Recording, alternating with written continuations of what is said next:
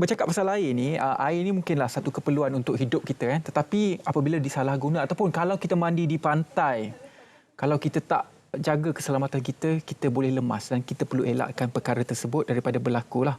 Jadi hari ini merupakan hari World Drowning Prevention Day 2023 yang mana pada tahun 2021 PBB telah menggazetkan hari ini sebagai Hari Pencegahan Kelemasan Antarabangsa. Jadi hari ini untuk kita bercakap, bersediakah kita rakyat Malaysia untuk kita tahu kesedaran kita tentang keselamatan untuk mengelakkan lemas ini? Kita bersama dengan Dr. Rahayu Tasnim, Project Life Aquatic Malaysia, Japan International Institute of Technology, Universiti Teknologi Malaysia, bersama dengan saya pada hari ini untuk kita bercakap sejauh mana kita orang Malaysia ini bersedia untuk kita bercakap dan juga bersedia untuk menghadapi situasi lemas itu sendiri. Jadi Doktor, selamat datang, selamat pagi Malaysia. Doktor, kalau cerita tentang lemas, baru-baru ini kita dikejutkan dengan beberapa kes lemas, 10 mangsa di Terengganu akibat daripada jeram yang bahaya pada ketika itu. Jadi situasi di Malaysia tentang kesedaran lemas itu sendiri, apa perspektif doktor? Baik, Assalamualaikum Ridwan-san, ohayou gozaimasu. Selamat pagi Malaysia. Okay. Sebelum saya menjawab soalan Rizwan, saya nak soal baik Rizwan ya. Boleh tak Rizwan tunjuk saya ukuran jari ni 3 cm? Agak-agak tinggi mana? Ini. Okey. Kalau lebih tepat Ridwan, sebab tu saya bawa buku ni, tebalnya adalah ini. 3 cm. Okey, masuk. Okey, 3. Okey, 3 cm. Hampir tepatlah. Yes. Okey. Jadi tahu tak Ridwan, mati lemas boleh berlaku di dalam air yang bertakung setinggi 3 cm saja. 3 cm saja? Ya, setinggi ini saja. Tahu tak? Kalau ikutkan mustahil lah. Kita tinggi 100. Minimum lah. Orang kata roughly kat Malaysia ni 150 cm tinggi. Tapi dengan air 3 cm boleh lemas. Ridwan? Ya, kenapa berlaku? Kenapa? Sebab ni hidung. Untuk kita untuk mengelakkan lemas, air lah ya, air. Kalau kita cerita cekik ke, tu konteks yang berbeza. Okey, takrifan lemas oleh World Health Organization mengatakan bahawa dalam setinggi 3 cm saja manusia boleh lemas. Okey, disebabkan kita tak dapat bernafas ni, kemancongan hidung kita ni kan, kalau kepala tertelungkup dalam air, dan kita tak mungkin dia lebih mancung lah daripada saya kan, mungkin 4 cm, tapi takrifan WHO beza setengah cm. WHO menakrifkan takrifan lemas, Ridwan dengan saya boleh lemas dalam air setinggi atau sedalam 3 cm saja. Ini ramai yang tidak tahu. Jadi dan ia telah berlaku kepada kepada rakan saya sendiri di sini di Malaysia. Okey, beliau arwah telah jatuh daripada motor, terjatuh di dalam selopak air di tepi jalan sedalam 3 cm sahaja dan badan tak dapat bergerak. Ya, masih lagi conscious, sedar tapi tak dapat bergerak. So muka terlangkup dalam air. Apa yang boleh dilakukan? Okey, so kesedaran sebegini jika terjadi kepada diri sendiri dan kita tak mampu untuk melakukan apa-apa pun, tapi spectators ataupun audience yang berada di sekitar, apa yang wajar dilakukan. Jadi kalau Ridwan nak tahu, sebanyak 240,000 nyawa hilang setiap tahun akibat lemas. Dan itu jika dipuratakan 30 nyawa setiap hari. Disebabkan inilah United Nations mengisytiharkan setiap 25 Julai setiap tahun bermula 2021 sebagai World Drowning Prevention Day, untuk memupuk kesedaran kepada semua lapisan masyarakat pentingnya pendidikan keselamatan air, renang dan menyelamat. Water safety, water survival juga. Jadi itulah sedikit pengenalan lah mengenai kenapa atau mengapa adanya diisytiharkan World Drowning Prevention Day. Sebelum kita pergi kepada Project Life Aquatic, ini adalah satu inisiatif di bawah Universiti Teknologi Malaysia. Kalau cerita tentang air dan juga lemas ini, saya difahamkanlah. Orang kata kalau salah satu perkara yang paling asas untuk kita lakukan dalam air adalah kita sentiasa bertenang. Kalau kita panik, itu yang akan menyebabkan lemas itu berlaku. Tapi dalam situasi contohnya kepala air itu datang secara mendadak di kawasan pantai yang ombaknya bergulung-gulung, ketenangan itu sebenarnya susah sedikit nak cari, Doktor. Macam mana ketenangan itu? Okay, berbalik semula kepada siapa kami lah. Okay, projek Life Aquatic. Kami merupakan sebuah projek 5 tahun yang dihasilkan oleh Malaysia Japan International Institute of Technology, UTM Kuala Lumpur. Berdasarkan kepada eksperimen dan juga kajian-kajian mengenai keselamatan air daripada negara Jepun dan negara maju. Jadi bila kita lihat kebimbangan oleh United Nations ini amat rasanya kritikal dan mereka sangat ingin mempromosikan pendidikan keselamatan air dan menyelamat. Jadi berbalik semula kepada soalan Ridwan tadi, apakah langkah-langkah yang harus Malaysia lakukan supaya setiap lapisan masyarakat peka dan tahu. Okey, Ridwan sendiri seorang perenang. Betul. Saya tahu. Okey, pernah masuk Ironman, pernah berenang secara jarak jauh.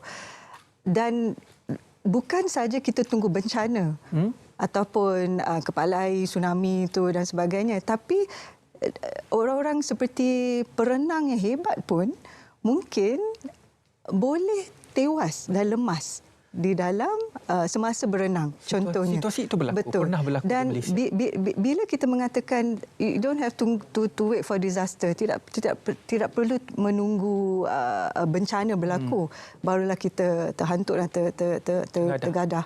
Okay.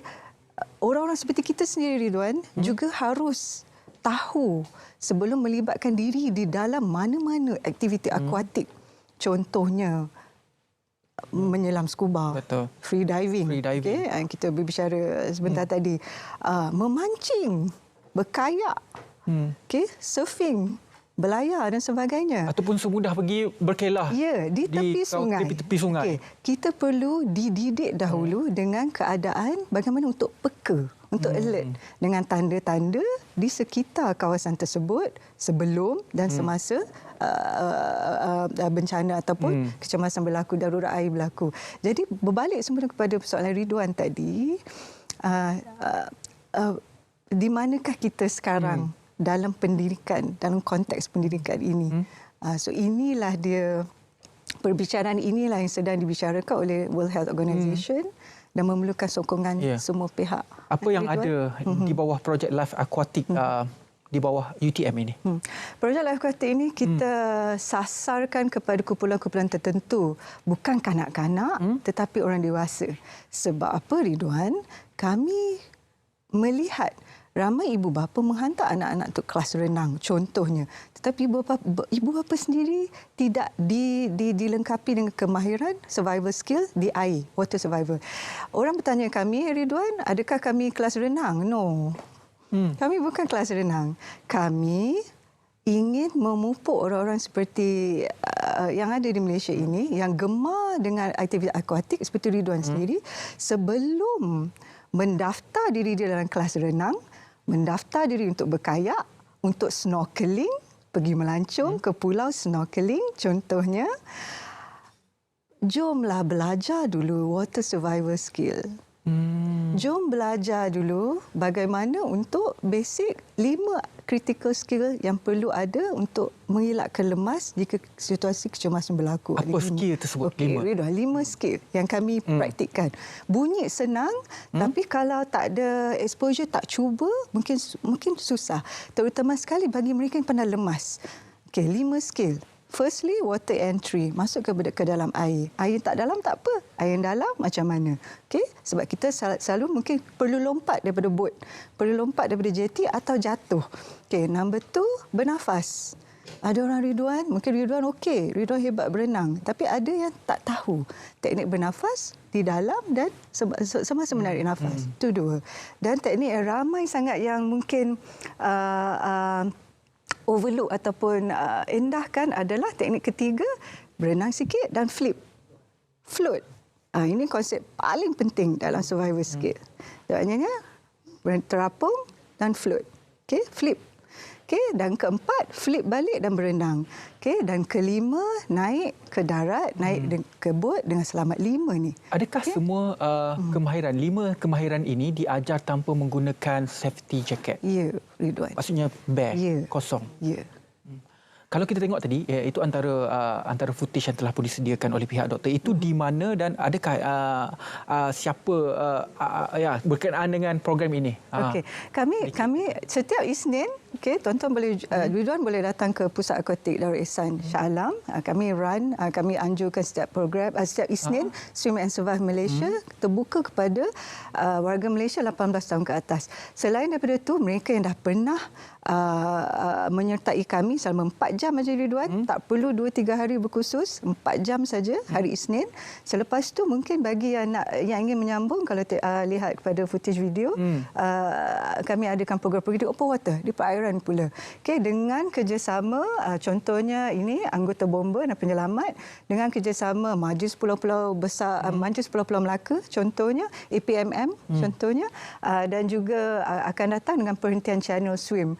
Kalau Ridwan lihat tadi ada satu footage berkenaan Tuan Rizwan Hashim, beliau telah berenang sejauh 37 km baru-baru ini berentas Redang. Pulau Redang ke Marak. Mesti Ridwan tahulah. Okey, kenal sangat. Beliau menyertai program kami. Okey, what a surprise. Sebelum sebulan sebelum beliau merentas Selat Redang bulan lepas, saya tanya, Tuan Rizwan, kenapa join? Tuan dah hebat, 38 km non-stop, 20 jam berenang. Beliau mengatakan, ada kumpulan-kumpulan seperti beliau yang terlalu yakin. Maksudnya, mereka boleh berenang dengan laju, mereka atlet, mereka ultra swimmer, kan? Mungkin satu hari Ridwan juga ultra swimmer. Tetapi bila bab mengawal energi dan bab kecemasan panik berlaku, apa nak buat? Statik di situ, float dan sebagainya. So mungkin beliau mengatakan kerisauan beliau terhadap kumpulan-kumpulan ini. Jadi saya pun Ridwan, saya tak sangka. Jadi ini satu saya rasa informasi yang baru bagi saya. Sebab saya selama ini mengajar, kumpulan saya mengajar mereka yang pernah lemas dan mereka zero. Tak tahu langsung skill berenang.